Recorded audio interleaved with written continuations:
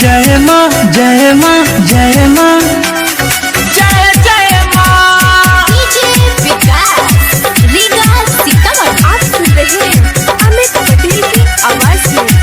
होई है दुर्गा काली, होई है पार्वती,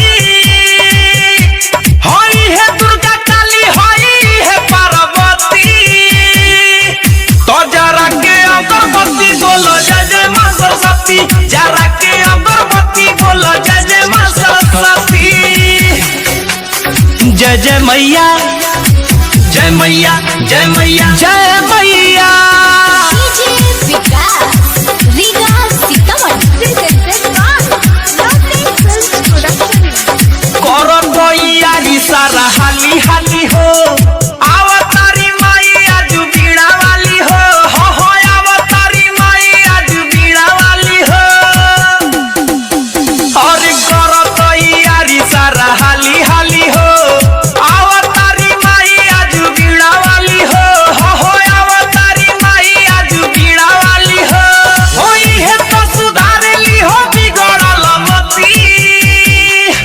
तो जरा के अगरबत्ती बोलो जय जय माँ सरस्वती, जरा के अगरबत्ती बोलो जय जय माँ सरस्वती।